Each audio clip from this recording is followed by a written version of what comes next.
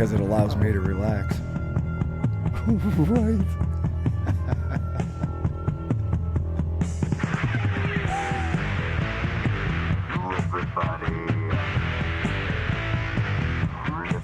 Hey, boys and girls, what's going on? It's the Chris and Mike Show, and today we have a super special guest, Mrs. Arizona in the mix, Alicia Shields. Welcome to the show, Alicia. How are you? Welcome, Alicia. Thanks for coming on. Yeah. Good morning. Thank you. Excited to be here. Right? So we were talking before the show started because I thought she was working towards becoming Mrs. Arizona, but she's actually already Mrs. Arizona, so egg on the face.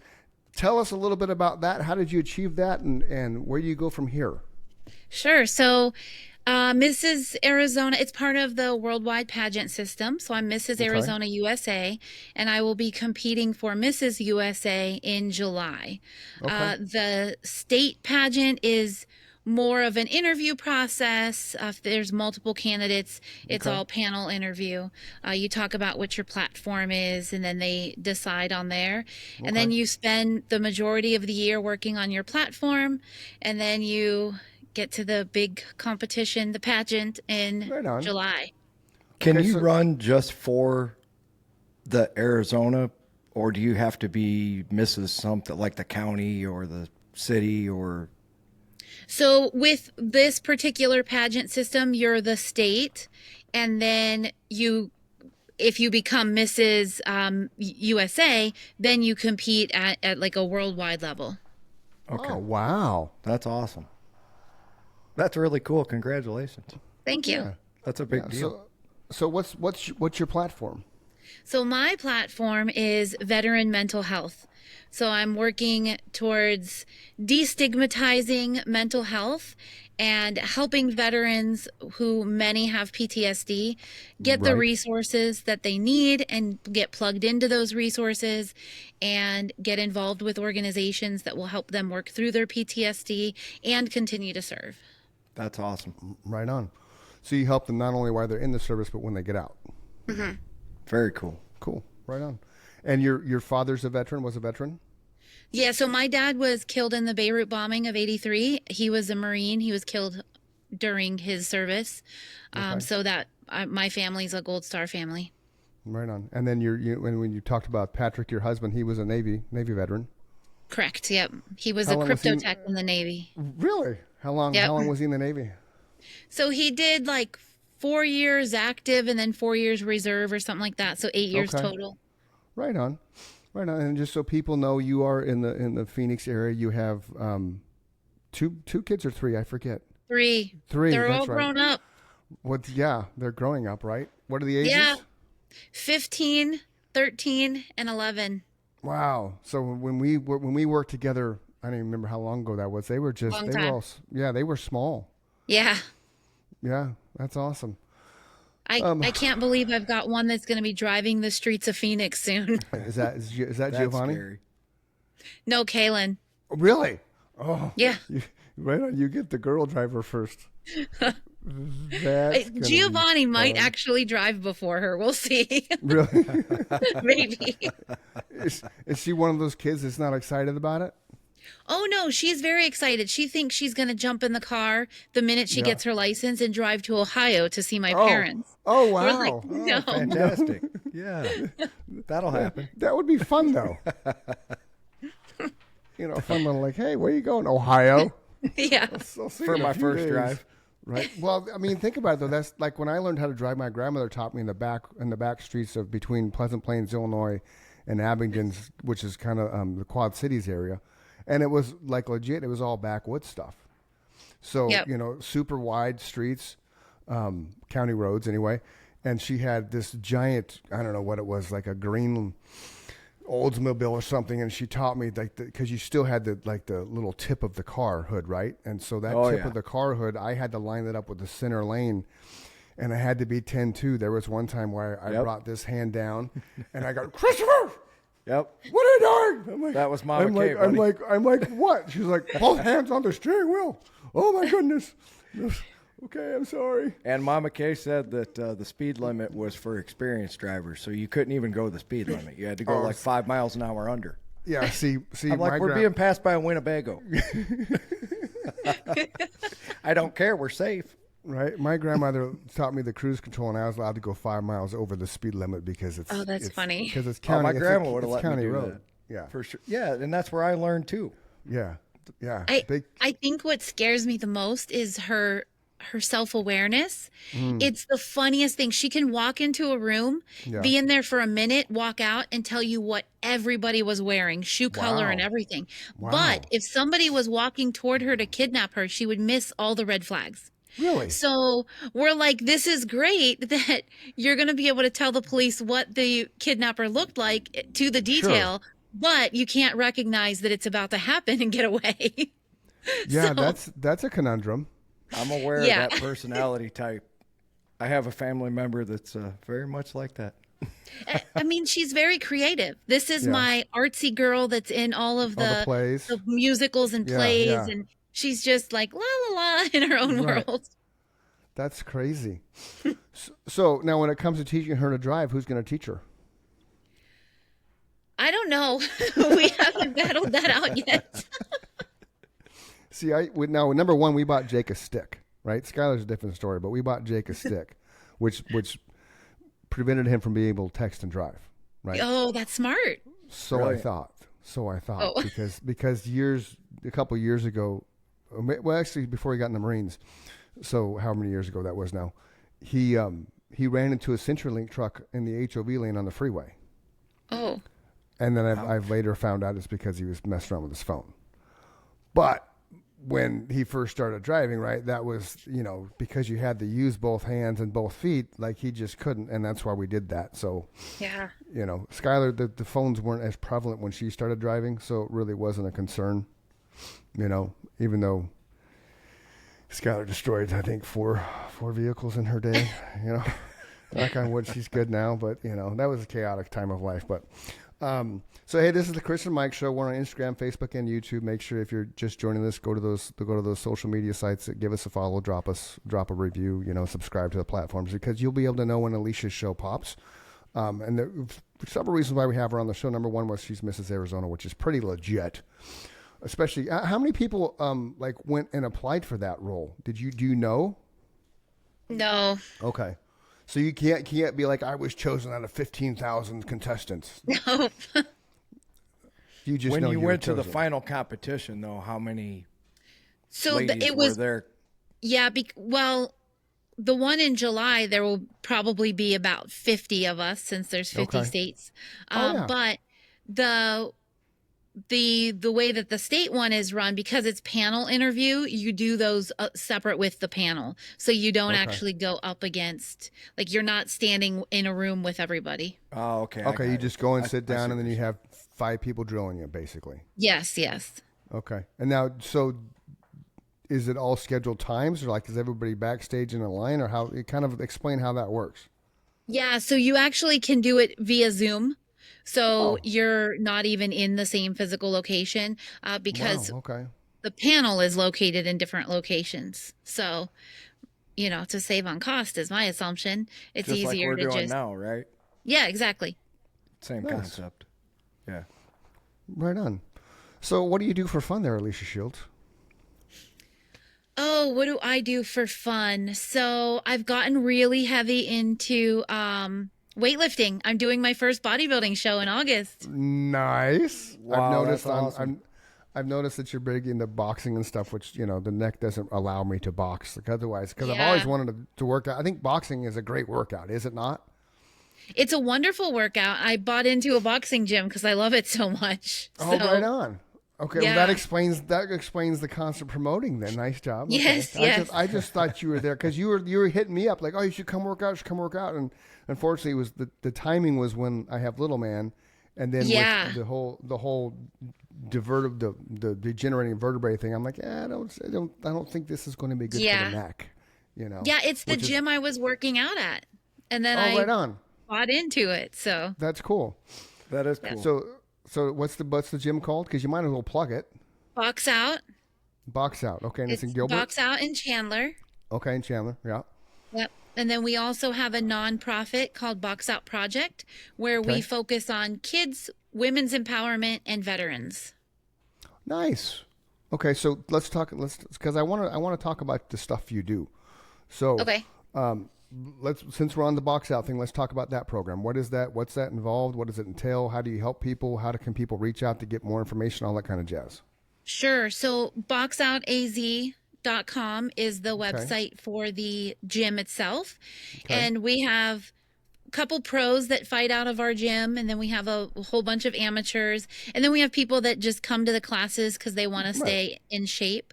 Yeah. All of our classes are coached by people that have been in the circuit. So former Oh, pros, right um, on. active fighters. So it's really Okay. cool. Box Out Project, we found that a lot of people that get into boxing Mm-hmm. are experiencing a lot of other things, whether Sure. it's addiction or Right. some other depression, other mental health type things. And there's a lot of evidence that boxing and working out in general is really good for your mental health. There's actually Absolutely. been there's actually No been question. studies about how non-contact boxing, so classes, Mm-hmm. help improve PTSD. Really? So, Box Out Project takes the things that I know from the medical side of the Sure. world and then uses our coaches so that we can take at risk youth and train them. And a Okay. lot of bullying happens in the Yeah. schools. Oh, So, yeah. teaching people how to deal with that. And then women's empowerment for obvious reasons. Sure. And then focusing on the veterans is really where my passion is. And what's Right. really cool is I'm finishing my Psych NP in Okay. July also. Okay. It's going to be a busy time of year. And Right. we're putting a clinic in the back of the boxing gym. So I'll be Oh, able to nice. do therapy, med management right there. And it's called In Your Corner Behavioral Health and Oh, Wellness. that's cool. So for people that don't know, because people don't know, because we didn't really drop your life resume, Yeah. and you just dropped something went over my head. So why don't you back up a little bit and just explain to people who you are and your medical background and all that kind of stuff, so that'll help understand as we continue down our conversation here this morning. Sure. So I got into nursing a very long time ago. I've been a nurse for many, many years. Okay. And I went the leadership route. So I was a chief nursing officer for a while and I was able to make some good impact. That's why I went the leadership route. I wanted to be Mm, able to make systemic changes. And I cool. was able to do that. But then I started to get a little burned out with healthcare. Sure. I started teaching for a while and then I got really heavy in the humanitarian world, Okay. doing both nursing and planning and security, Okay. which planning and security was great because they got to do all of the planning of operations. And then I could Nice. go on the operations as a Oh, nurse, which was really nice. cool. Yeah. Um, what I realized while I was out there, not only is there a huge gap with veterans, there's a Sure. huge gap with disaster survivors and mental health. Yeah, see, that's kind of the stuff that I've seen. Like you'll go to places and you'll drop that on Facebook. Like I don't remember the last place you posted because obviously there's so much stuff that's on socially. But you were in another country Mhm. and like not so much always disaster cleanup, but you're just there to help and do your thing. Yeah, Uganda was the last one. Okay, and what did you do in Wow. Uganda? So in Uganda, this was with Veterans Without Orders. We Okay, set up Sawyer water filters. So okay, a lot of people don't have access to clean water, and it leads to mm, malaria and other gastrointestinal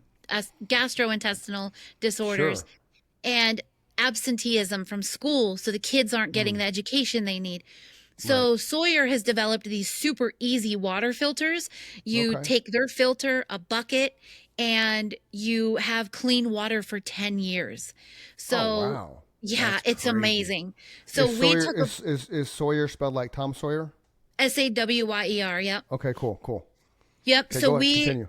we took these Sawyer filters over to Uganda. And here's the really cool piece. Okay, So we don't want to be an organization that pops in for a week and then disappears.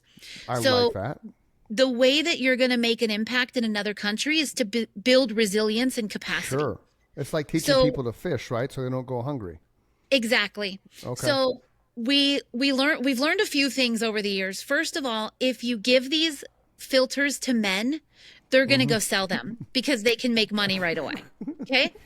If you give them to women, they realize this is going to last us for 10 years. That's going to keep my family safe. My kids are going Right. to survive, right? Yeah. Yes. That's, So women, there's the focus, right? Men want to make the money for the house. Women are like, screw that. Let's figure out how to make this established water for a decade. yes. Then we can worry about making monies on another way because we're taking care from what you need to survive is water. Exactly. Exactly. That's crazy. So we only train women and girls on how Nice. to use these and how to keep them safe. That's so awesome. And then we took it one step further. We Okay. partnered with a school in Uganda called Levites Nice. Academy. And their high school, we have a group of high school girls that have become WASH ambassadors. So WASH is water, sanitation, hygiene. And Nice. we have taught them everything they need to know about these filters. So Okay. if anyone in the community is having problems with their filters, they can just take them to these WASH ambassadors and say help. And So is they're able to troubleshoot. Let me is it- ask you this. Yeah, go ahead, Mike. How do they keep the men from learning what their knowledge is, right? I mean, they can learn it, but if we were to just hand them out to men and the women weren't involved, that would be it. Yeah. So Yeah. because we're engaging the women, they have more ownership over the product, and they're not. I mean, they're not letting the guys just take them. Yeah, and sell them. It just becomes their thing, right? Right. This Yeah. is our thing. Yeah. I was Yeah. gonna That makes say, sense. have a dude come into the house and try to take that filter away from the wife. Yeah, that's not gonna happen because what can the wife do? Yeah, yeah, okay. You take my filter. Guess what? You're not getting, buddy. Yep. Yeah, that and no more clean water. Right. Yep. So I'm on Sawyer's website. So everything's like around $50 or less. So there's this one that I pulled up. It's a Sawyer water filter. It's called Squeeze Water Filtration System. Is that a good example of what you're using? Let me look at their, and I can tell you exactly which one. Okay. But yeah, they're about $30 to $50. I mean, Yep. we get a bit of a You get a discount. discount. Sure you do. because Yeah. of the yeah. For what we're you're doing. Obviously.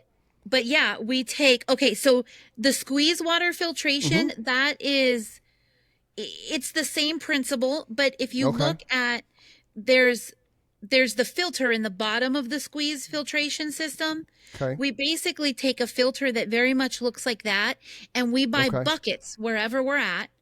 Okay. And you take the bucket and we put a hole in the bucket and Okay. we put the filter in it.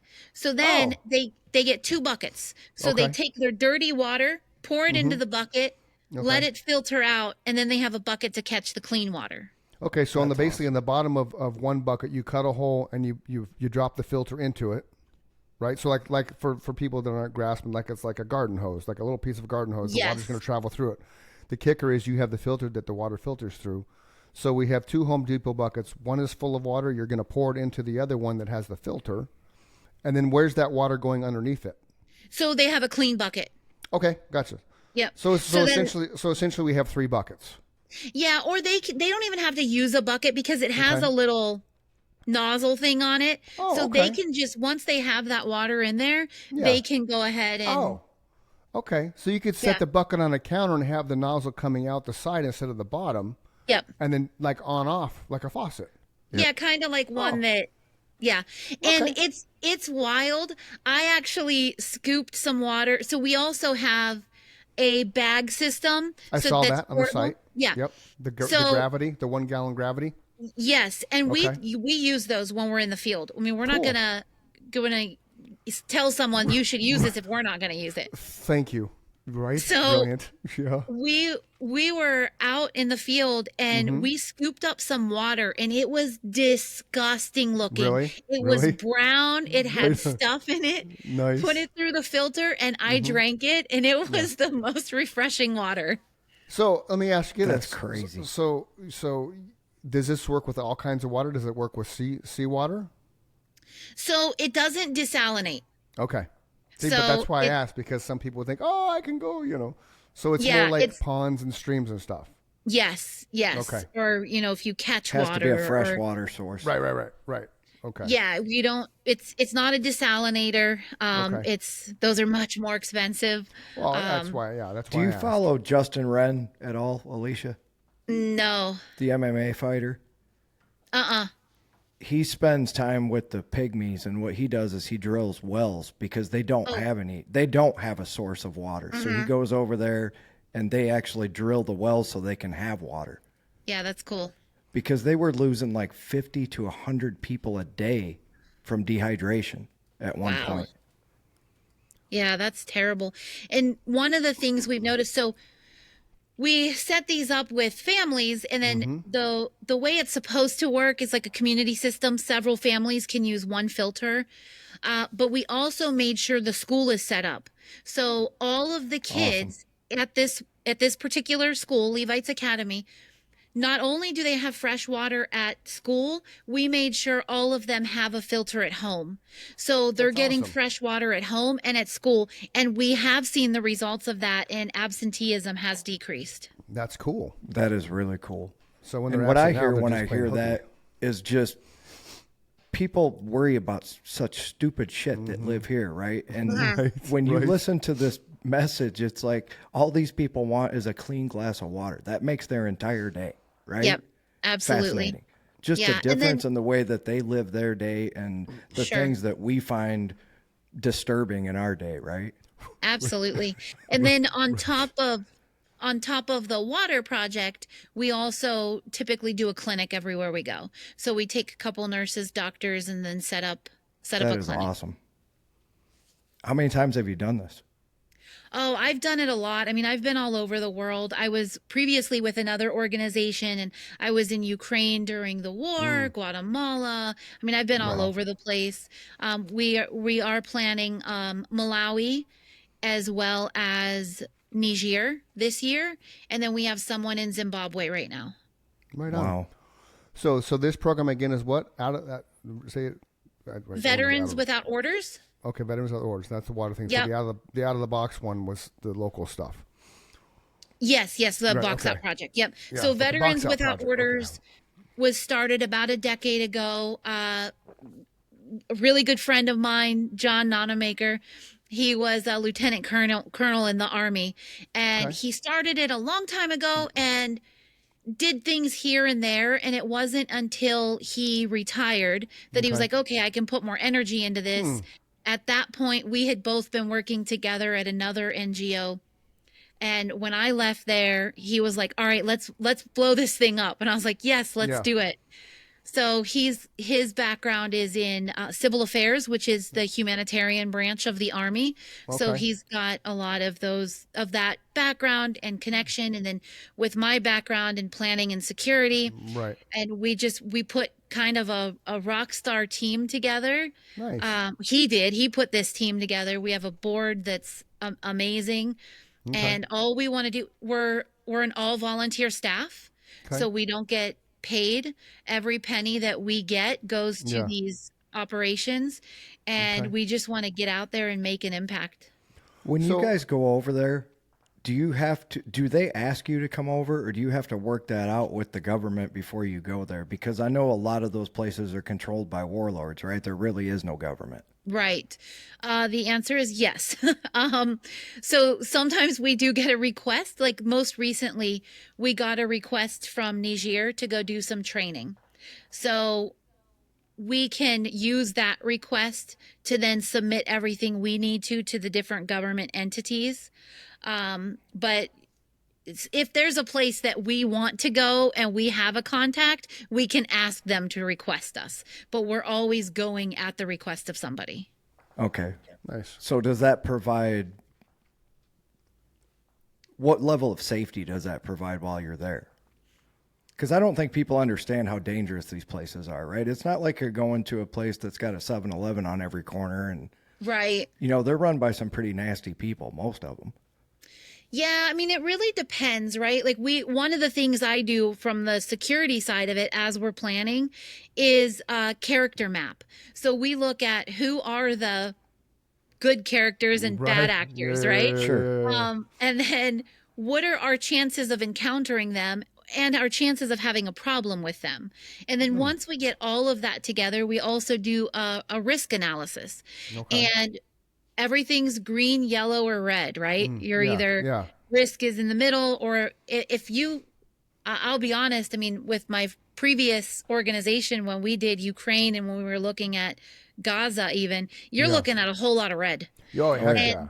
and then the organization and the board needs to decide, are we willing to take this risk? And then Yeah. the individual deployers have to decide, am I willing to take this risk?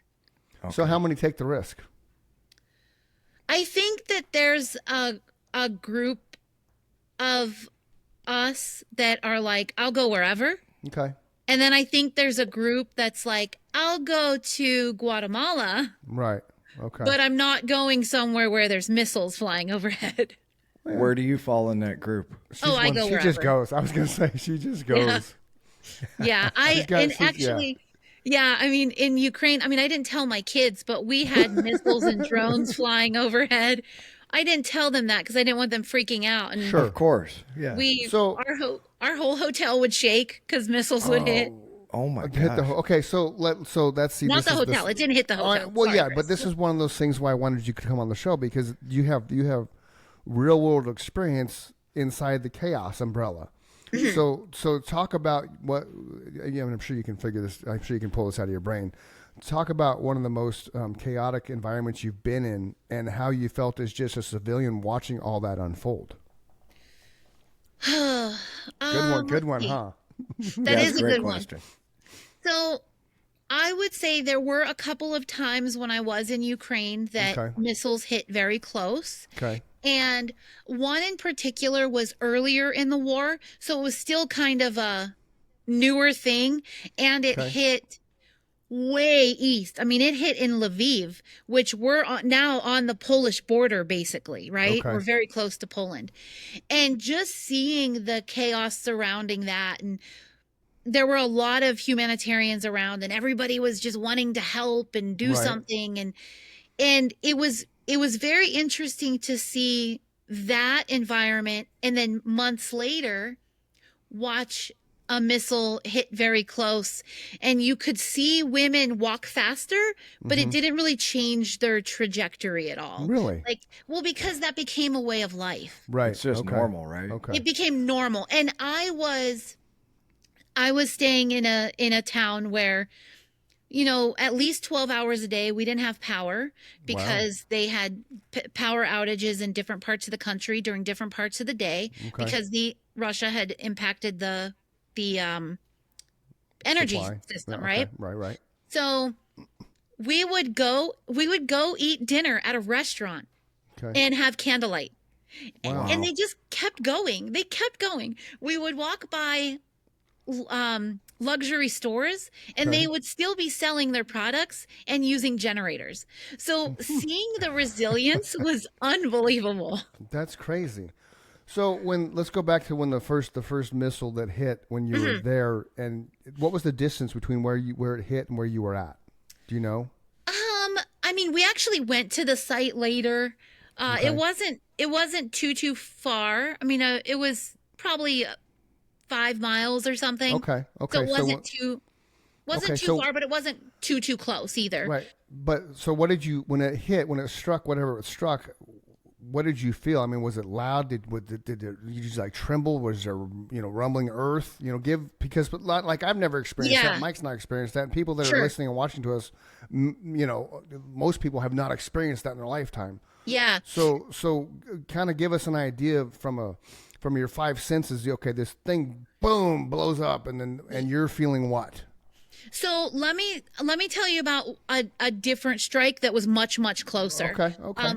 Sitting in our hotel room, you hear the air raid sirens go off. You hear commotion outside, and then you don't always hear the impact. Sometimes you do. I mean, I've heard impact. Okay. And I've thought, oh, that was an outgoing missile. And it's like, oh, wait, no, it wasn't. That was incoming. Okay. So sometimes you hear it, sometimes you don't. Okay. But then when you're in a hotel and Yeah. the whole hotel starts shaking, Yeah. you're like, oh, yeah, that was close. Okay. So wow. Okay. So literally, the building shakes, but it doesn't crumble. Right, It's right, just right. It like yeah, you can feel it would I guess it would be sort of like when you feel an earthquake. earthquake, Yeah, it'd Okay, be like an okay, earthquake for sure. okay. Yeah. So you said sometimes you hear, sometimes you don't. Um, so has there ever been one that has struck something that was so loud that it made your ears ring? no, not I've Okay. never been that close Okay. that my Okay. ears were Okay. Yeah. ringing. Yeah. Okay. Cool. That's why I wanted to get a Yeah. dynamic to understand. And then so you went back to the impact that you mentioned earlier.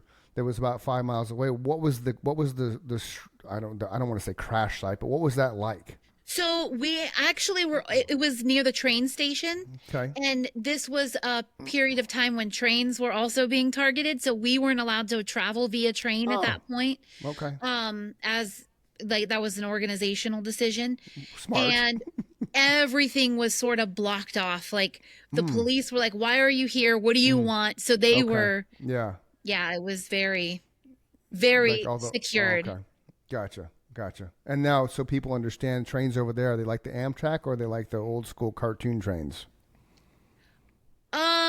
I mean, ki- they're kind of old school, but they're really Okay. cool. They're like Okay. Okay. you know, you get in and you have a little sleeping area. Okay. So we did later on when the trains weren't being attacked anymore. We were Right. able to travel via train, Okay. and we found that was actually the easiest way to go from one part of the country to Oh. the other, Okay. especially in the winter when the roads were bad. Oh, I can see that. Yeah. So we Okay. would take the train. It was I think it was like an 18-hour train ride to where we Okay. were going. Wow. Okay.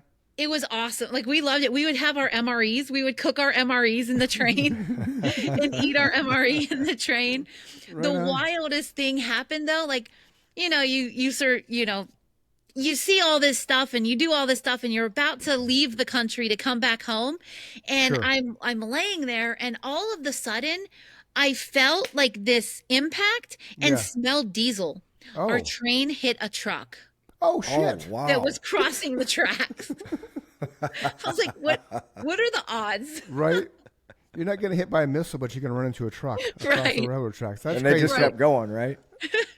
So we came to a stop and we're Okay. like, oh man, we're gonna be here all day because we're thinking from the US, right? They're Sure. gonna rope this off, they're gonna Right. do this, they're gonna do that. NTSB shows up. Exactly. Right. Well, they basically I was looking out the window Yeah. and one of the conductors or whoever came and grabbed a piece of the train that fell off during the impact, Oh. threw it right by where I was standing, and then we were on our way again. I was like, okay, that wasn't the delay I expected.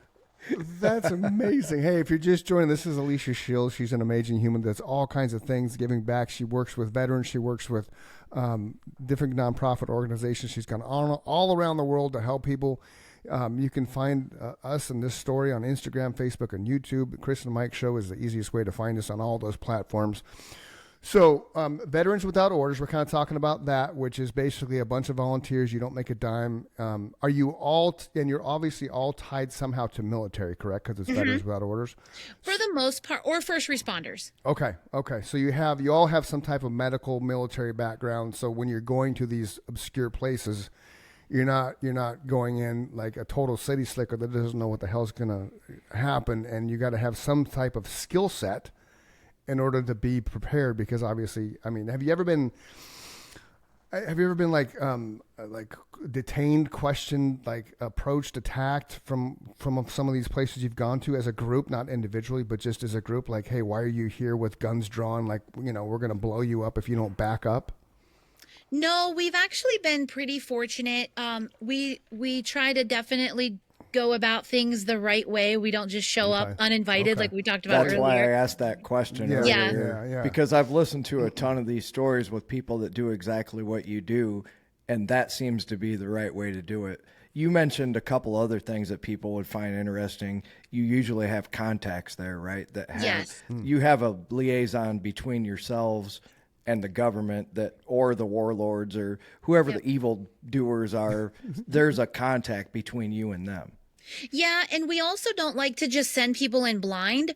So we try to send at least a couple people ahead of time to do a little bit of reconnaissance to find out like where are all of our resources? What hotel do we want to stay at? Where are the safest areas to stay?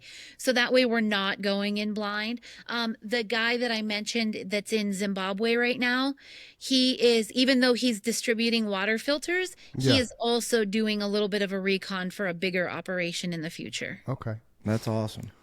And I Chris, think you can't another talk- thing yeah. that people would find interesting is how do you handle the logistics? Like you have to get all this equipment there, right? You're doing medical procedures and administering medicine, and that's a huge logistical nightmare to get stuff from here to there, right? Yeah, so we like to say that we can like hike into places and do what we need to do. So and we don't travel with a huge group. Like when we went to Uganda, I think there were like six or seven of us. So you So it was guys a are like small group. MASH. Yeah. So we can just put a backpack on the front and the back and go into wherever we need to go.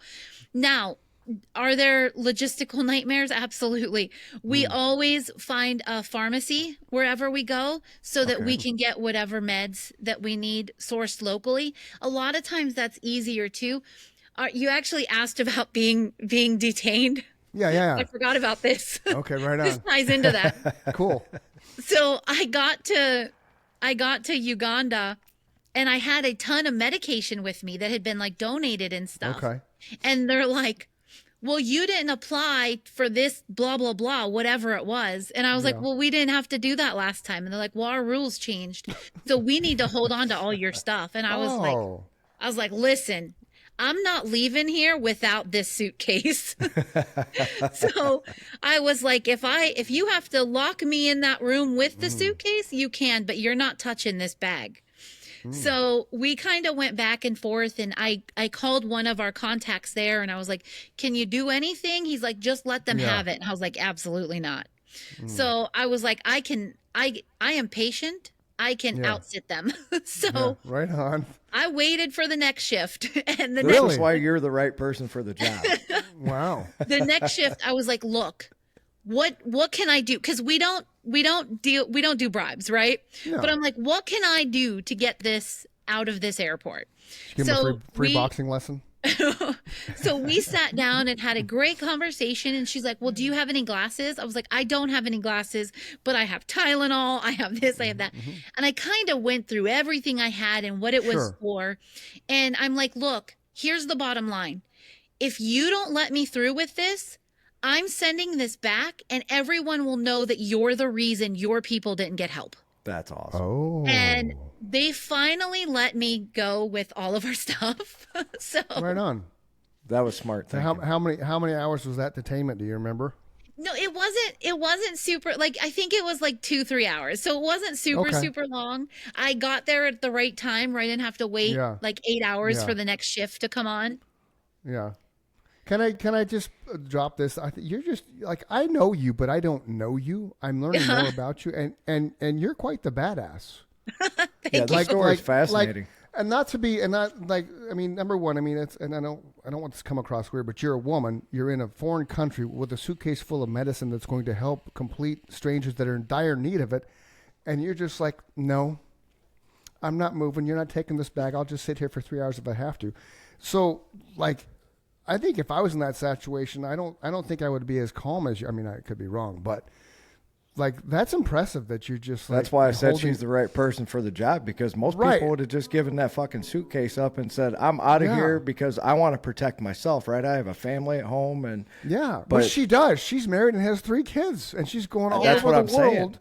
giving of herself, a very selfless human who's helping other countries get through. But you know, I chaos. appreciate Right. that on a level most people can't understand, because I'm on Team Right. People, right? I think that Yeah. countries are stupid. I think that allegiances to flags are stupid. Mm-hmm. I'm like, we're all on this. We only have this one planet, right? We all have Correct. to live Yep. on it together. So the fact that there's people out there doing what you do, I can't appreciate that enough, because like Chris said, I don't know if I have not only the mental fortitude to do it, but you know, just you're proving that you are willing to go that extra mile for people that you don't even know. That's amazing. Yeah. I think that our experiences in life, like my experiences when I was younger definitely led me to become this person that I Yeah, am. it shaped you for sure. It shaped me for sure. I mean, when I've traveled a lot since I was young, and I Okay. often travel alone. I was kidnapped in Paris. I was mugged in Venezuela. So like Oh. I've had these Oh my God. situations happen.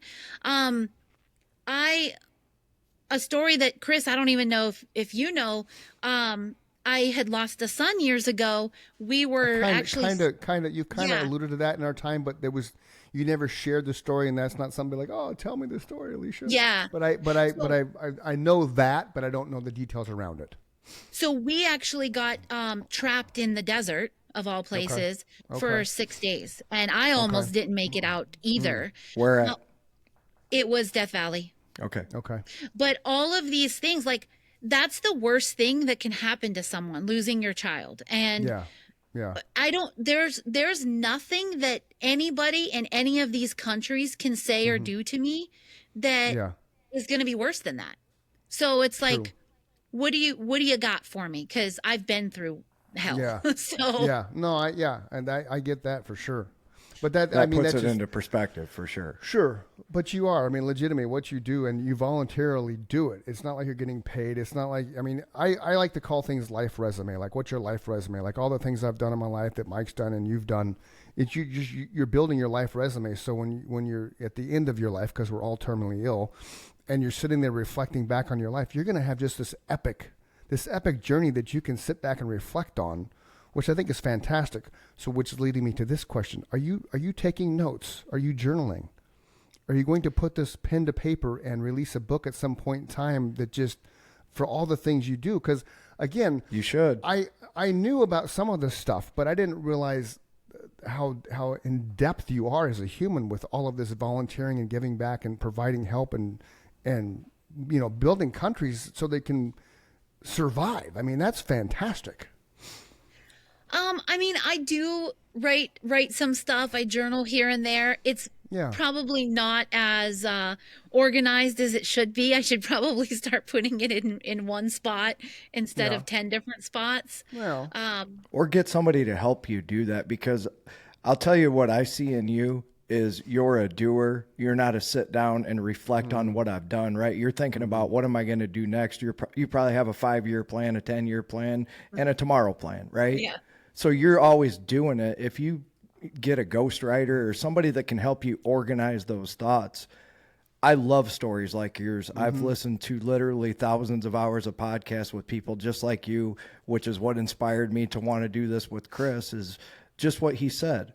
Him and I have done things that most people haven't, and you've taken that to a whole nother level in that you spread it out to the world, right? You've been to places that most people, some of them they haven't even heard of, right? or Let alone know where are. they're at. Yeah. We just said it at Geography the same challenge. time. That's funny. It's true though. That's amazing. So, okay, so we've talked about Veterans Without Orders.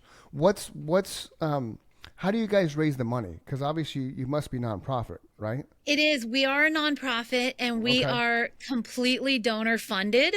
Okay. Veteranswithoutorders.org if anyone feels so compelled. That's why I asked. We'll That's why include I a asked. link Yeah. when we release Yeah. the show for sure.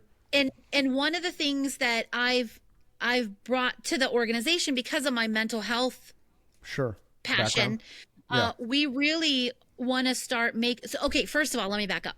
Every every operation that we do is named after a fallen service member. Oh, that's cool. So- Wow, that's really cool.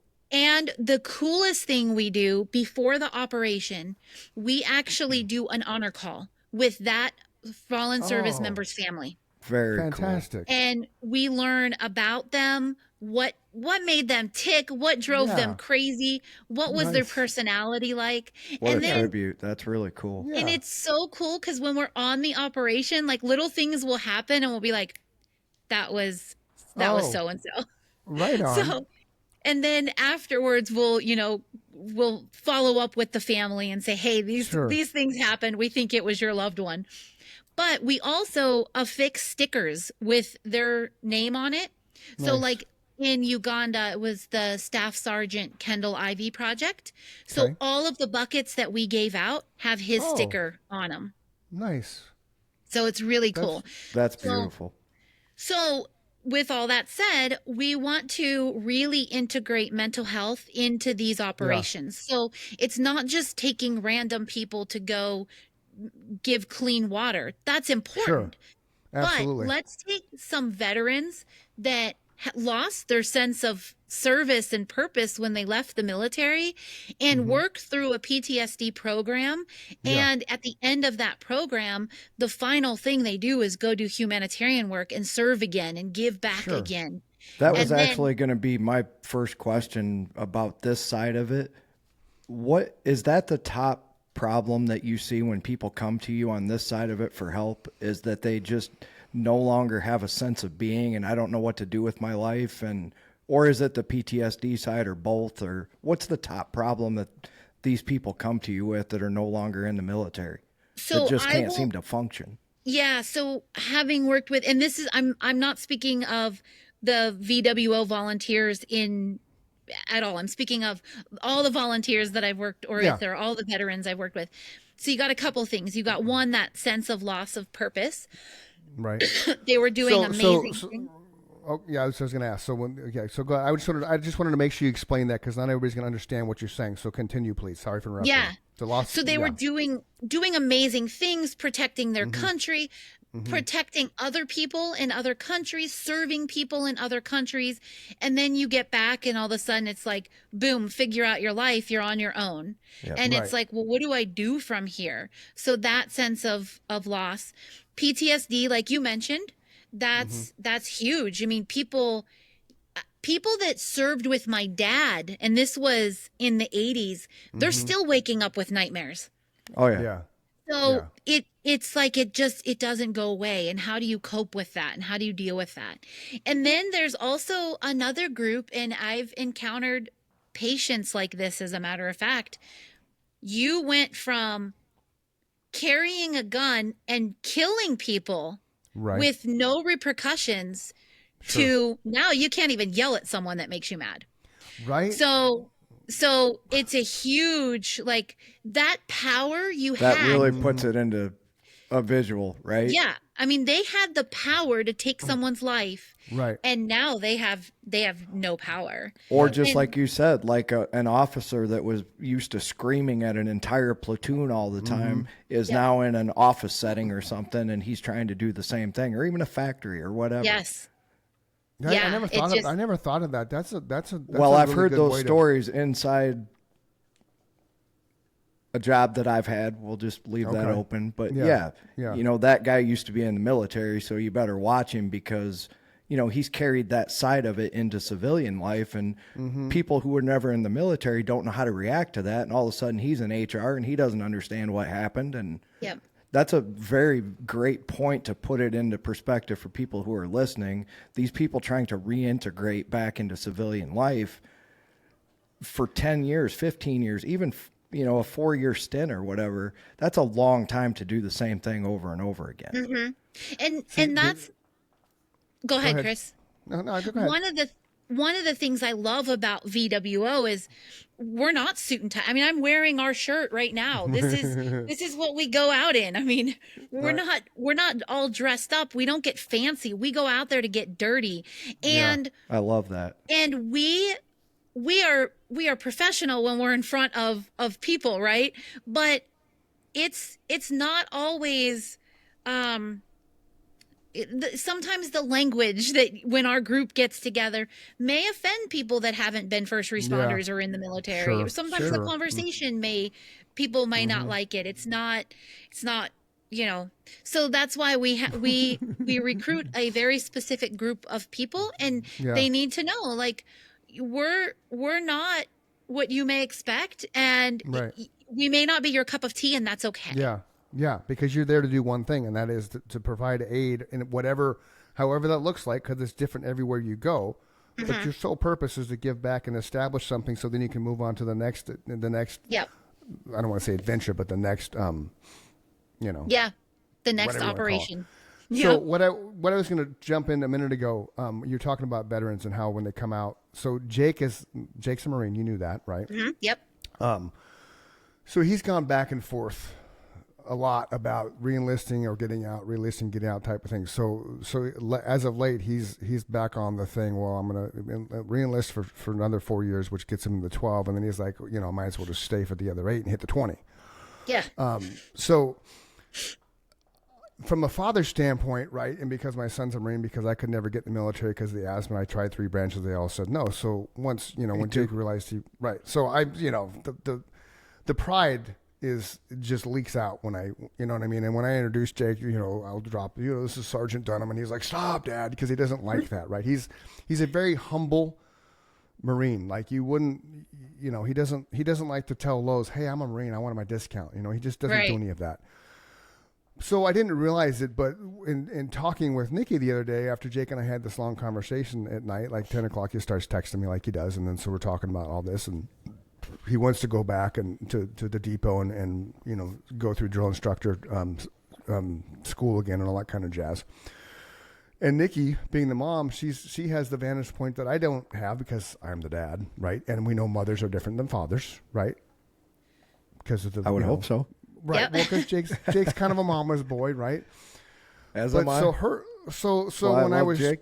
right, so when I was sharing this with Nikki, she got like irritated. She's like, "Well, that's how that's right for him." I was like, "I don't know it's right for him, but he needs to make his own choice."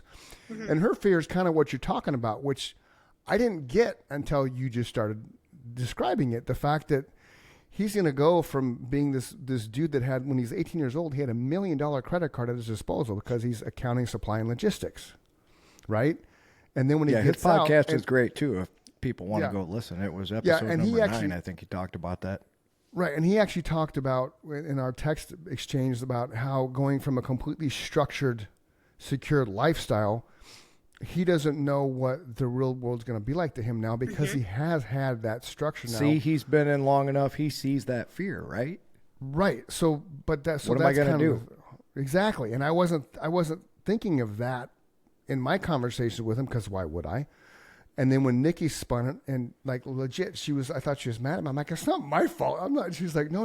I'm just, But you know what I think is important for not to interrupt you, but you know what I think is important for people to hear in your message is that's where the father and mother, the true dynamic of that is important, because when I was going to move to Arizona, my mom was doing the same thing. She was freaking out being a mother. No, you're not going. You're going to stay right here where I can keep. And my dad was like, he's an adult. You gotta, somebody needs to be that voice of reason of we've done the best we can, and it's time for him to make his own decision. Right.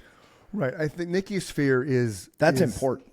Yeah. Nikki's fear is if he stays for 20 years, then where is he when he comes out? He'll be 38 years old. So she's fearful of occupation, things like that. And I'm like, well, while he's still in there, he's planning on finishing school and stuff like that. Jake doesn't like school, so he'll take a class and then his mindset changes because he just doesn't like school. I appreciate that. Right. I like to learn what I want to learn when I want to learn it. Right, but I can see the dynamic that Alicia shared is like, okay, so here's let's say Jake stays for 12 years. He gets out when he's at the end of his 12 years. It's like what kind of benefits does the military give him as far as pension and medical, right? I mean, he's going to have access to the VA for the rest of his life. Sure. But we all know what a fiasco the VA can be. Right. Absolutely. I'm sure you see that with Patrick on a personal level, Alicia, as well as what you do. But I wasn't looking at it from that standpoint because I'm like, well, if he goes for 20 years, that's a career. So you finish your career, you get your pension, you get your military and your medical benefits, and then you're only 38 years old. So with a guaranteed income. Right. And I have a client that actually his father did the exact same thing Jake's doing. He got in the military in the 60s. He was accounting, supply, and logistics, spent 20 years doing that, got out, got a job at the city of Phoenix doing the exact same thing. Within the last 3 years, retired from the city of Phoenix, so he had double pensions, double mail, blah, blah, blah, blah. But Nikki's concern is just that, like, is their pensions still available in the military for 20 years? What's the medical like? And when he gets out at 38, is he going to have that concern, that issue that you just described, Alicia, which is like, oh, here I am, I'm in control of this entire, what is he right now? He's doing reservists. So when the reservists come into Pendleton, he handles all of it. Like he handles all the supplies and stuff. So it's it's a big job, and he's structured, and he doesn't have to pay for room and board, and he's got his own place to live. He's it's all those things that are tied into being a service member. And then when you get out, now what? Which I never thought of, because again, I couldn't get in. But that struck me, which is why I wanted to kind of back up and talk about that, because it's a real thing, obviously, because you brought it up, and Nikki's concerns are validated now, so I'll let her know that. But I didn't think about it, because you always think PTSD when you get out of the military. Okay, they did some, and everybody ties PTSD to active service in a chaotic environment, but that's not always necessarily true. Right? You can get PSD because a drill sergeant lights you up and scares the bejesus out of you. You don't know how to react to it. And all of a sudden you're having nightmares for the rest of your life because this dude was this close to you, just shredding you. Yep. So there's all forms of PTSD, not just combat zones. I think that no matter when somebody gets out of the military, and it doesn't matter if they served for 4 years or 20 years, right. There's grief. You go through the stages of grief when you get out. And part of it, I have known people that hated their time in the military, but miss aspects of it because the camaraderie. I mean, relationships are formed in the military that people don't understand. And the closest I can liken this to, when you've done CPR on a patient, you have a different relationship, I guess, as a group than like those of us that worked together during COVID, and we were intubating patients left and right, and we're working 70 hours a week or ridiculous hours. We have an understanding that when we try to talk to people outside of that did that, they don't get it. No.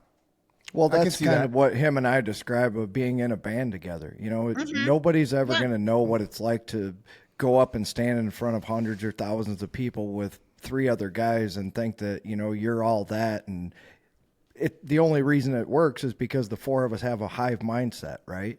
Yeah. It's the same concept, just in a different environment.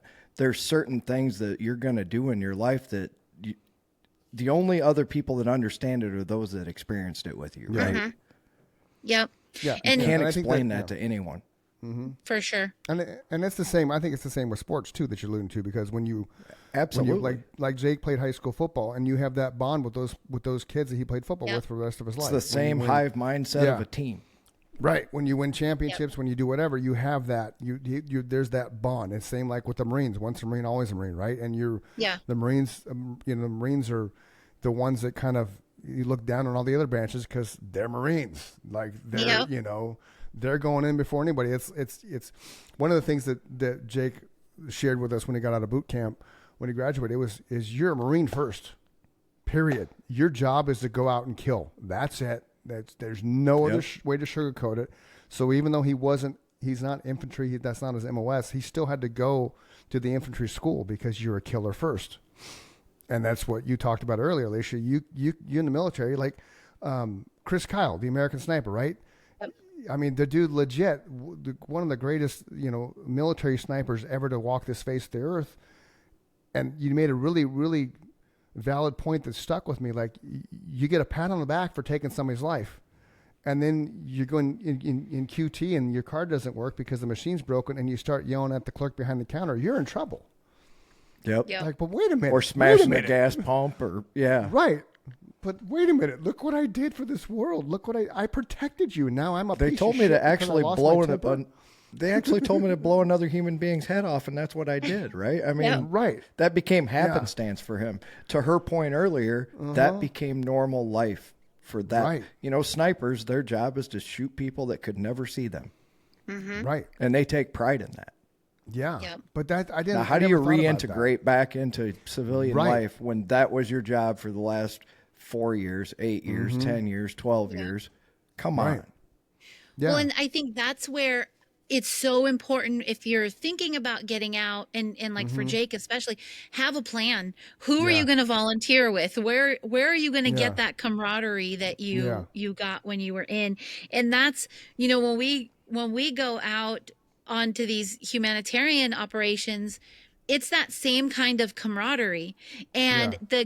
the guys and women that go are like, oh my gosh, it's just like I was back in the military. Like they get Right that on. sense of Cool. that feeling again. So it's really good for them. And that's where, if we can incorporate the mental health into Mm-hmm. it, then they can come out of the operation an even better person than when they Sure. started the process. So along those lines, that's a great segue into a thought I just had.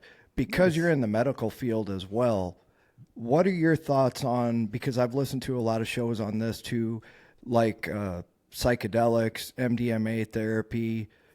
Oh, Love two it. thumbs up. For the Love people it. who are just listening, I got 2 thumbs up on that one. Okay, Yeah, so so kind of talk to me about that, because I know it from a recreational user for, right. a couple times, allegedly. Yeah. Um, So how I did they think do that, and what are your thoughts on it? Yeah, I think there's a lot of benefits. So ketamine therapy is really big right now. I fully plan on doing ketamine therapy when I am done with school. Okay, so explain to people what ketamine Yes, therapy is, because kind of. not everybody's going to know As you this. go through this, explain Yeah, these Okay, things, sorry. because Yeah, so I'm You're not ketamine even is familiar with that. Yeah, you're good. You're good. ketamine is a medication. People say it's the horse tranquilizer. It Okay. can be used during certain procedures. It can be used to kind of make you forget things, or Okay. not so much forget things, but be really calm and relaxed during certain Okay. procedures. So Okay. if somebody is very very anxious, we could give them some ketamine. If they're in a lot of pain, we can give them ketamine. But there's a lot Okay. of reasons you can use it. Okay. But it also, there's ketamine therapy where you take ketamine and it kind of gets you into this spot mentally, and then you can access parts of your memory that maybe you've blocked off. So if Okay. you're doing therapy, and all the other drugs work like this as well. And um if you're doing it under control, a controlled situation, and have somebody trained who's walking Right. you through it, you can really unlock some things that you experienced and haven't processed, and be Oh. able to process those things. Okay, with the Okay. ketamine therapy, what kind of time frame? That's that road you're going down there. What kind of time frame are you talking? Because I know they like to use the term microdosing, right? So for the people that are listening, they're not taking people in and just like shooting them up with a bunch of Sure. drugs and getting them super high. And you're talking, is that what you're talking about, is like the microdosing part of it, where they're Yeah. doing it a little bit at a time for an extended period of time, right? Yes. Yeah. Okay. Yep. And then you would, you come back. It's another form of therapy. So just think about therapy. You don't just go once and Sure. then you're Right. done. Right. You keep you keep coming back, and you keep working through those issues. I actually have a friend. He serves with Veterans Without Orders. Also, he was a Marine. Okay. He did one of the ayahuasca retreats. Awesome. Okay. I'm familiar Yeah, with and those as he well. said, I mean, life changing. Yes. So I used mushrooms for the same thing twice in my life. So I Yeah. reset my brain 2 times, about 7 years apart. Okay. Okay. And I For went those into it with an intention, I'm going to fix these problems, right? Okay. So for those So instead of those of us that Go don't ahead. know, what is Yes. why'd you say Iasoki project? Ayahuasca. Okay. Ayahuasca. No idea what that is. it's another psychedelic. Okay, so are you Basically. familiar with it? I'm not. Okay, so ayahuasca is an actual drink that Okay. these shaman make. Oh. It was invented in South America, Brazil, Yeah. if I remember right, but definitely in South America. They figured out a way to extract DMT, which is dimethyltryptamine. Your brain produces that. They think that's a lot of what happens when you dream, right? Your brain dumps all these chemicals into your body. Some of them keep you still, but some of them, they're pretty sure enter you into the dream state, and DMT would be one of them. Okay. These shamans figured out how to make a drink out of this and make that DMT experience, which is very short when taken by itself. I've done that too. Okay. It lasts like somewhere around 20 minutes, 10 minutes, 20 minutes, but it's super intense. Like you leave reality. I'm staring at you guys right now, and if I had done some DMT in a couple minutes, all of a sudden all this would fade away and I would be in a different universe, right? Wow. That also resets your brain. It's super cool. Okay.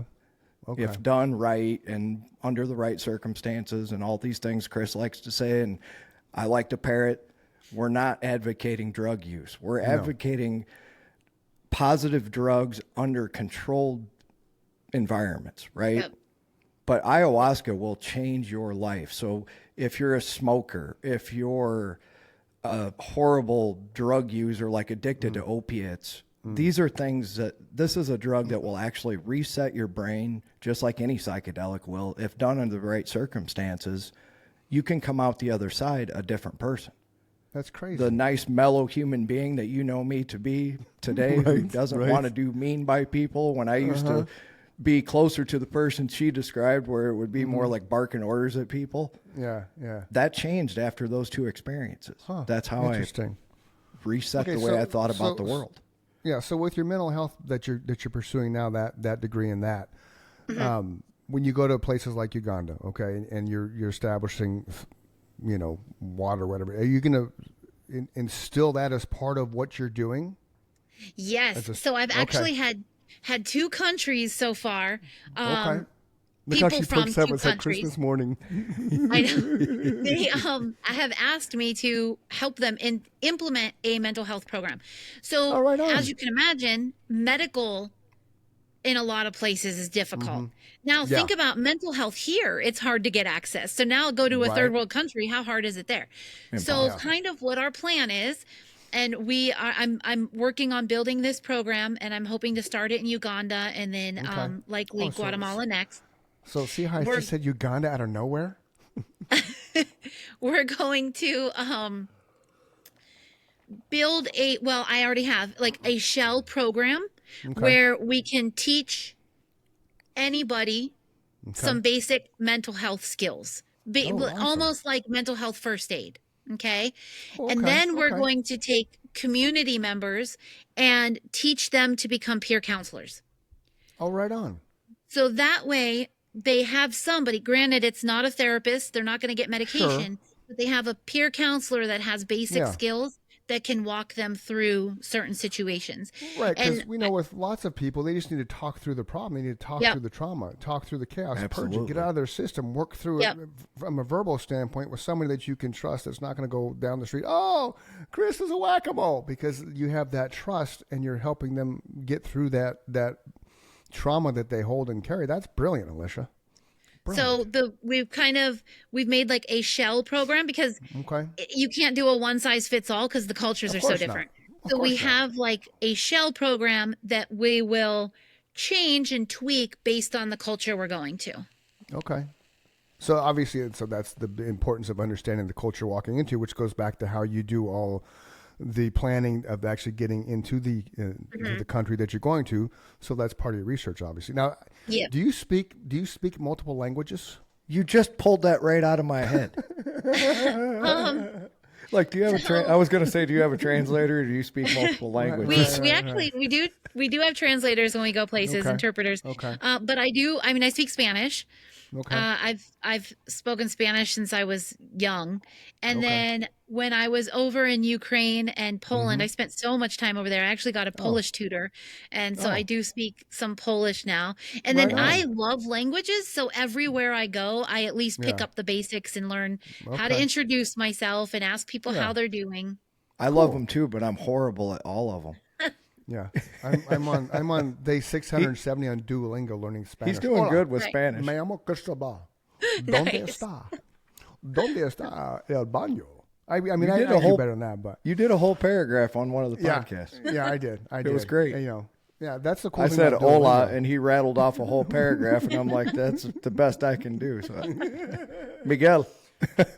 Miguel. Ooh. Hey, if you're just joining us, this is the Chris and Mike Show. You can find us on Instagram, Facebook, and YouTube. Give us a follow, give us a like, and drop a review on all those platforms because that's how we grow. We're talking with Alicia Shields. She's an amazing human. Veterans Without Orders is something she does.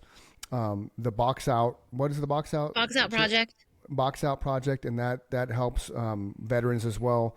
And now the Box Out Project, is it just veterans? Or is open to kids, families, women's, fathers, everything? Are the three areas that are our main focus are at-risk youth, women's empowerment, and veterans. Okay, cool. That's and awesome. And Box Out is a gym, and as she talked about earlier, in case you just joined us, you're actually trained by either active or retired pugilists, right? I mean, they're somehow they were in the lifestyle as a boxer, in the circuit. Mm-hmm. Right. So you're actually getting real world training, not just some guy who's like, oh, I want to teach boxing today because I played knockout when I was a kid. Yep. Been working out at the Y since 50. Yep. Right. So her life resume also includes the fact that she's been a nurse for God knows how long. She's working on getting another level of that, which is mental health, to help with mental health aspect and all the things she does. Anything else you want to talk about? She's Mrs. Arizona, USA. Yeah. Oh, she is Mrs. Arizona. You keep She's going. dissing out. I just forget that because there's all these other things. So yeah, I know she's an amazing human being, but she's also Mrs. Arizona, USA. She's a woman. They like that stuff, right? And she's an avid runner now because we've been talking a little bit. She's doing the Marine Corps Marathon in October. Wow. Yeah. Right. Which is funny because I hate running. I know. Where do you have time? You make me feel like a lazy, horribly lazy human being. Well, I wish I could have seen my game. So I have a competition coach for the bodybuilding show, right? I wish I could have seen his face when I messaged him and was like, hey, by the way, I'm running the Marine Corps Marathon, because those are such polar opposites. You're not supposed to do that. No, right. Well, and see, that's because I've ran, Nikki and I have done probably 60 half marathons since 15. There is a fine line between, bulking up muscle-wise and running because it contradicts itself. Yeah. Absolutely. Because, it's like she doesn't, Nikki likes when I have more bulk like I have now, as opposed to when, before I broke I had my stress fracture, that I was, I could get up tomorrow and go run 10 miles without even thinking about it. Right. Mm-hmm. But I was more lean and fit. But she likes where, I'm standing across, I can see your chest. Ooh. Yeah. But when you run, you lean it away. And if people don't understand the whole concept of running, you're basically putting your body in shock when you're running a half marathon or a marathon because your body doesn't know what to do. So it starts retaining all the food inside you because they know that you're going, because of your training, you're going to starve your body for an X amount of time. And while doing so, you're punishing your body for X amount of time. Which is why it's so important to hydrate, and diet is so important. So I can see where your competition coach was like, "What? You're going to do that?" But is it going to help you find a balance though? Yeah, for sure. And kind of what I've been doing, because I have to do a lot of cardio every day anyway for the competition, but it's usually elliptical or bike or something like that. Yeah. But I've just turned all my cardio into running. So I try to run about 4 times a week. Yeah. I'll do 4 or 5 miles most days, and then I'll do a long run. Yeah. So I'm not like killing myself with the running where like people that are running 10, 15 miles every day. I'm not doing that. Right. And we were never like that either. When Nikki and I were training for all our races that we did, it would be basically at least a 5K every day. We'd have a day off, and then we'd have a long run on Saturday or Sunday. So if Monday through Thursday were at least 3 to 5 miles, I would end up doing more because that's just overachiever. And then Saturday, whatever it was, the first day would be 3 miles, and you just build it, and you build it and build it and build it until all of a sudden your training runs 14 miles that day.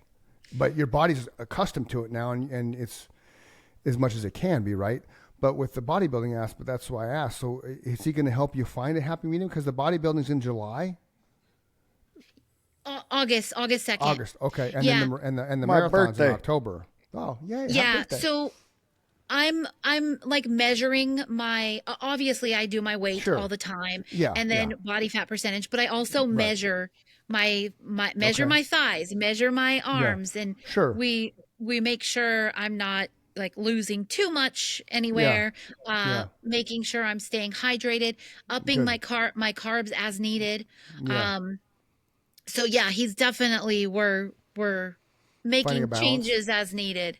Cool. Do you do any supplements?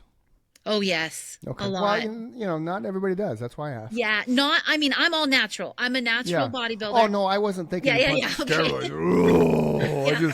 I was just meaning like from a healthy standpoint. Going Like to bump I you start up. right. Like I just started doing a HempWorks supplement with mushrooms in it for energy and vitality, and then I take these little healthy gut gummies, sea moss gummies, once a day because it helps with the gut health and things like that. So I'm not super into everything either. Yeah. But for what you're doing, that's why I asked that, because obviously there's got to be, Yeah. So I believe everybody should be on creatine, whether they lift or not, Really? because of the brain Okay. benefits. So creatine Okay. is so good for people. So I definitely take creatine, amino acids, Okay. um, magnesium, zinc Right. at night. I started Yeah. taking ashwagandha root at night. I feel like I sleep Okay. better. Really? Magnesium I might have already mentioned. So Yep, you I did. do Yep. I take quite a few. I do Okay. collagen drinks in the morning. Yeah. Okay. Cool. So yeah. Now, But yeah, now with the kids and the hubby, now does Patrick just sitting on the sidelines watching you do all this stuff and just be like, "What the hell? When do you sleep, woman?" yeah, sometimes. But we actually we Sometimes. worked out we worked out together the other day. Okay. And he's like, now listen, don't think that this means I want to start bodybuilding. No.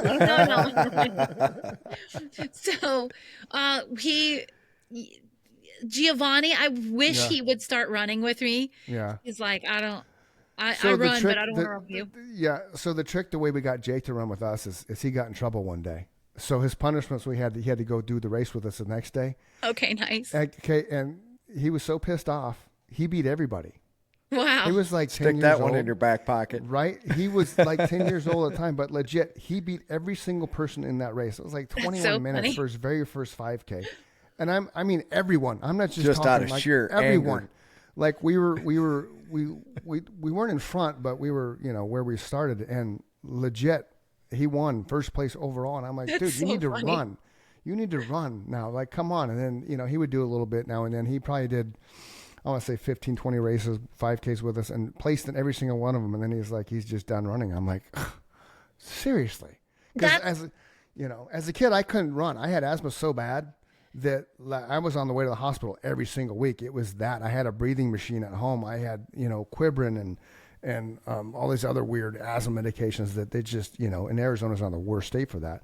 So as a child being able to run, I couldn't experience that, right? I didn't hit that till high school when I grew out of it. So for him to be 10 years old and for the first time ever, run a 21-minute 5K, I'm like, holy shit, son. That's crazy. Right? And he can still do it. Like a couple of years ago, he texted me and says, I just did a 6-minute mile, Dad. I'm like, okay, I'm coming for you. And at the time Jeez. I was at 740. So it took me 2 years to get there, but I ended up doing back-to-back at Orange Theory Fitness, 2 classes back at that at 5:55 each class for a mile. And then I ran one outside in 5:57. So I'm like, okay, I got you, son. So here's my thing with that. Yeah. Because when I did my first 10K, runners are a strange breed, right? I We don't are. consider myself a runner, but Right, whatever. right. For first 10K, I've run plenty of 5Ks, and everyone's at the starting line, and this guy's like, "What's everybody's pace?" Right. And I'm like, "Look, I just want to finish. Like, Yeah. I don't care if I finish last." So Yeah. my thing now is my race, my pace. Yeah, there you go. The Marine Corps Marathon, you have to hit a 14-minute mile at least. Right. I can do that. Okay. And what's crazy is it doesn't matter if I'm running 2 miles or 9 miles. Right. My mile time is the same. No, but that's good though. But I that's love because- your attitude, though. That's awesome. See, now my mindset for running changed after I broke my foot, because before that I was trying to get to 145 half, which He to was me, that guy. Which, Yeah. but to me that for being over 50 to run a half marathon in an hour and 45 minutes to me was like and I got to 148 and then the foot really got bad, and that was it, because then I ran the Vegas half, and then it just from there on I was in the boot. And for those you don't know, people that are in fantastic cardio shape, 8 months takes all of that away. I don't care because cardio is different things. Cardio is not just running; it's biking. It's the rowing machine. It's the elliptical. It's the stairmaster. You can do cardio with different kinds of weights. Cardio can be doing leg day. and doing goblet squats and sumo squats and leg press and leg curl. I mean, because as long as your heart rate's elevated and you're sucking for air, that's cardio. So it doesn't have to just be running, which I didn't know until I got in the boot. Then I'm like, whoa, what the hell am I going to do with this, right? Because I'm not allowed to run. I can't put the boot on the rower. I can't put the boot on the bike. So then it was all upper body cardio, and I was using TRX straps and stuff. Yep. And you know what I mean? So I still was able to maintain a certain level of cardio. But even before that, when we just thought it was a neuroma and I was having problems with, then all I was doing was biking. And I was afraid biking on a stationary bicycle wasn't going to have the same impact that running. Oh my God. When I was able to run again, I was faster and was in better cardio shape per se, because it was so much harder to maintain the same kind of level on a bike, doing 15, 16 gear on a bike. And because with Orange Theory, it's the up and down, push pace all out. But to me, that blew my mind. It just totally blew my mind that cardio is everything. It's not just running down the street for people that don't understand it. It is anything that you get your heart pumping and get you sucking for air. That's cardio. Whether anything it's that gets your heart rate elevated, for sure. Yeah. Right. So that's like what you alluded to, Alicia. Like you the different things you're doing cardio wise, it still helps the end game. And when you train for marathons and half marathons, you can do all kinds of workouts that do that. Which I mean, because you can do CrossFit, you can do regular just weightlifting, you can do regular core stuff, you can do regular running, you can walk, you can jog. I mean, there's so many different things that benefit you, and it works out the other muscles that you don't realize will be a benefit when you're running, which is when I did the whole bike thing for that. And really, I was like, holy shit, this is amazing. I didn't lose a step running on the bike. I lost all kinds of steps being in the boot because there was absolutely no traditional cardio, but the bike totally did not derail my fitness level from a running standpoint. It actually made it that much better, which was surprising. Nice. Yeah, it's so funny when I run the first mile, I want to die. It's horrible. So does Nikki. She talks to herself the whole time. This is stupid. Yes. I don't want to do this. Yes. Why am I doing this? What the hell's wrong with me?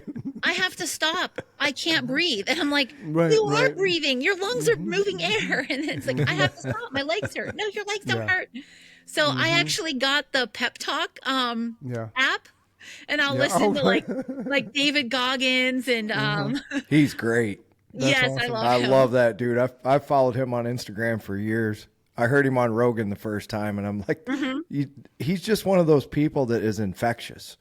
Yes. Now, he really makes me feel like a piece of shit human being every day. Because this guy takes a picture, and she'll tell you, he takes a picture of his watch at like 4:30 in the morning, and he's like, I'm up doing whatever. What are you doing? Yeah. Okay. Yep. He's that guy. And literally, he has gotten me out of bed several mornings when I've had to go run because I just hear him playing in my head. That's awesome.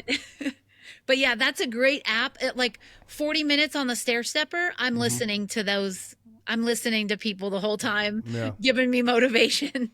That's awesome. Yeah, Nikki's the same way with running. I have the mindset with running that finish stronger than you started. So if our first mile forever and ever and ever was always in the 10-minute range, because again, Nikki's like you, I don't want to run. I don't want to run. And I get behind her and I'm like, you got to run because I'm behind you, But I think it's important for people to understand that that's what you replaced your addiction with. So your mindset about running, I'm going to tease him about it, but he knows that I know, it's like, when I say he's one of those guys, it's like, I think like you do, Alicia. I see these people on Facebook and even David Goggins. I'm like, I could never keep up with that anyway, because I don't understand that mentality, right? Right. I understand Chris's mentality towards running because that's what he does to keep himself on the straight and narrow as far as my mind, my body, my spirit is healthy, right? Yep. I can appreciate that like there's no tomorrow. So I get it. Yeah. The other people that do it, I guess I can appreciate where Nikki's coming from. I would be doing the same thing. Yeah, this is so stupid. Right, but the difference, and one of the main things which is cool about you doing the Marine Corps Marathon, it's in Washington D.C. for those that don't know. You actually Arlington Cemetery, all the really cool, but all the sites that you want to see in Washington, you're running through and you're a part of that. You run with veterans, you run with active duty members. You run. I don't know if they did it before. You run through first responders fallen. A memorial. The Memory type. Mile. Yeah, Memory Mile. Yeah, I'm hoping my dad's picture is going to be on that. That would be cool. That would be awesome. it's a really humbling race because number one, it's massive, but number two, you look to your left at one point in time, and you have a Marine running full gear with a ruck on, and it's like, you gotta be kidding me. This guy's passing me. Mm-hmm. And I'm doing a 9-minute mile, and he's like, okay.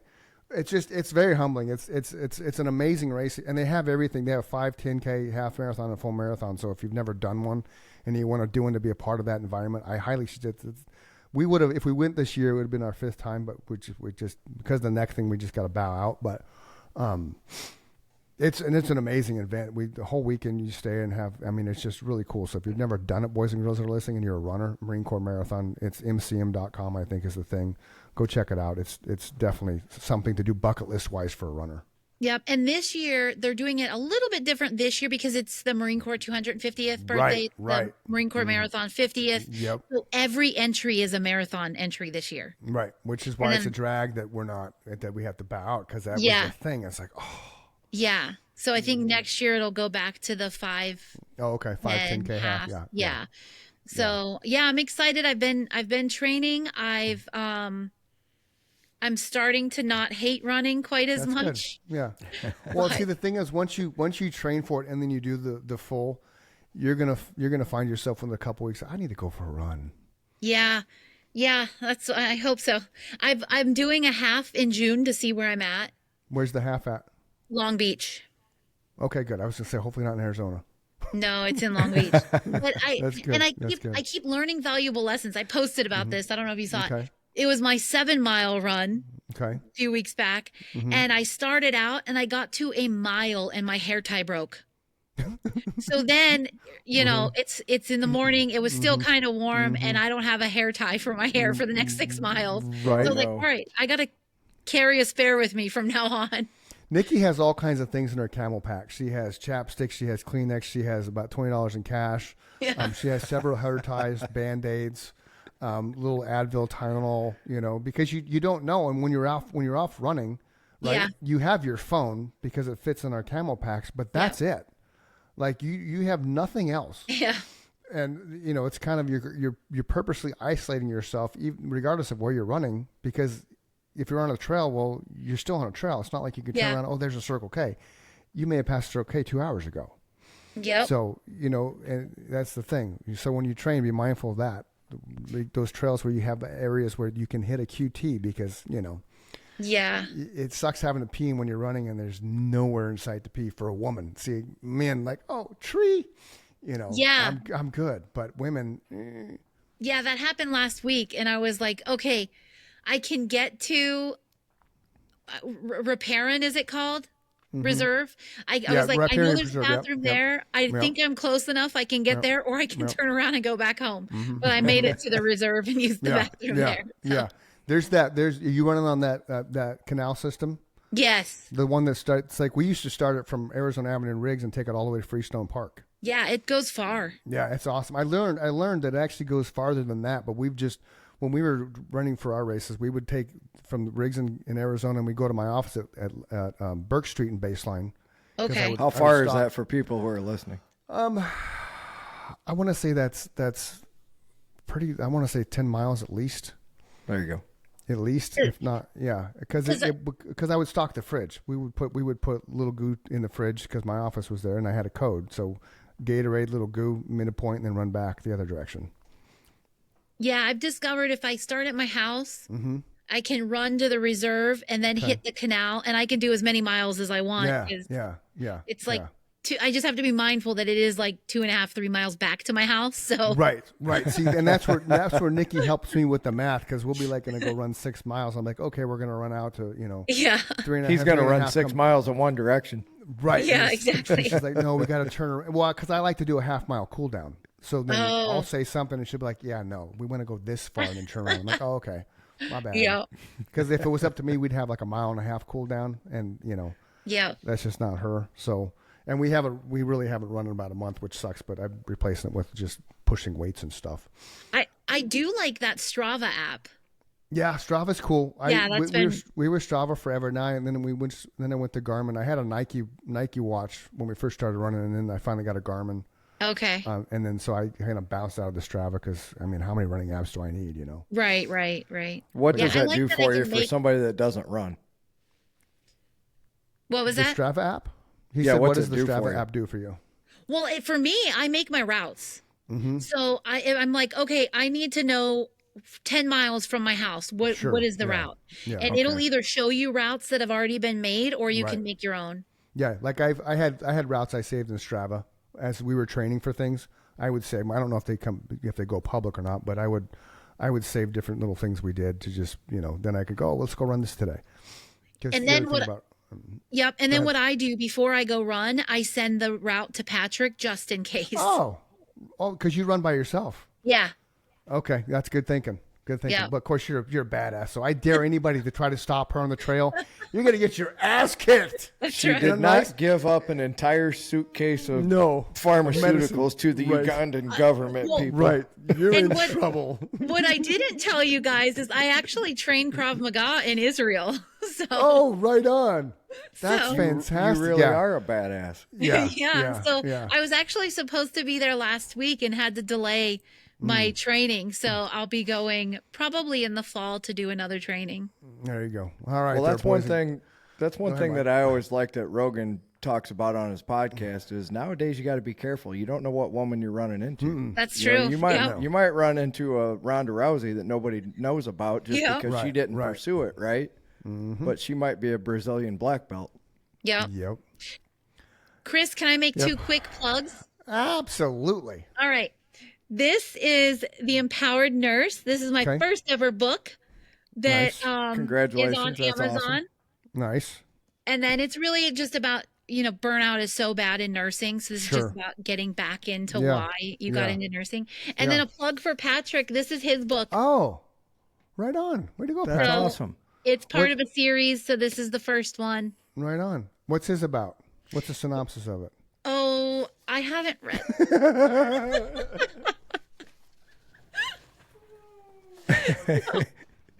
I'm going to, but I've just got too much going on right now. All right. No, since you we're- don't since- say.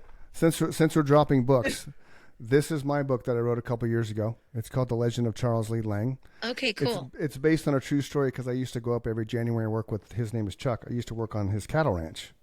And then finally at one point in time, he had asked, we had a conversation one morning we were going riding out. And it went to a dark side. He's like, hey, when I die, man, I don't want to be buried in the cemetery. I want to be buried in the open fields and mountains so I can, it's based on a true concept, but the whole thing's made up. Okay. But so it's on his Amazon as well. That Cool. was my third I don't have a book. Mike does This have a is book. my book right here. This is his book. This is as much writing as I'm going to do. I just figured we're busting out books. I'd share. Yes. Of course. So again, boys and girls, this is Alicia Shields. She's an amazing human. We'll have all her information on the Instagram, Facebook, and YouTube. Mike puts these all together once we're done. So there's going to probably be about 15, 20 shorts that we can share with you so then you can put those everywhere on your stuff that will talk about all the little nuances of what you do. She's Mrs. Arizona. She's trying to be Mrs. USA. She works with Veterans Without Orders, which is a fantastic nonprofit organization that goes around the world to empower other countries on so many different levels. And she has Box Out. Box Out and Box Out Project. Box Out is a boxing gym she's a part owner of in Chandler, and Box Out Project helps empower veterans, women, and at risk kids. Is Yes. that what you want? Okay. Yep. So yeah, anything you want to learn about Alicia Shields, it's going to be on the show. Mike and I always wrap this stuff up with, if don't let the bad days win. Somebody loves you. Reach out, talk to someone. If you're depressed, if you're sad, if you're just confused, whatever the case may be, tomorrow is always going to be a better day. So don't be that person that leaves a void in somebody's heart because you just didn't have a conversation with them. Right? Anything you want to wrap up with, Alicia? I appreciate you having me on here. Yeah, it was awesome. It was a lot of fun. Thanks for letting me get all that information out. And if anyone's Yes. interested in volunteering or Mm-hmm. finding Mm-hmm. out more about any of the awesome organizations we talked about, please Yeah. reach out to me because I'd love to talk more about the Yeah. organizations. Yeah. So Well, we can have you back on. We can have you back on as Absolutely. much as you want, and we can just focus one day on Veterans Without Orders and talk about all the stuff you do there. So that's the thing about us. We don't have an agenda. We don't Yeah, have if you a want to do script. a whole show on that, just get with Chris and we'll Yeah. do a whole show on just that. Yeah. cool. Yeah, I'll have the I'm all founder about the jump veterans on too. too. Yeah, That would- there you go. that would be fantastic. Yeah. Because again, we're all about helping everybody else's stuff grow and be brought to the forefront because it's networking. It's a different brand of networking, but I didn't know about Veterans Without Orders until you just told me. I knew the other stuff you did, right? But then you're like, oh, I don't do that anymore. I didn't know you were a remote part over a box out, but I knew you were boxing, Yep. right? So I knew you were legit. I didn't know you were a badass.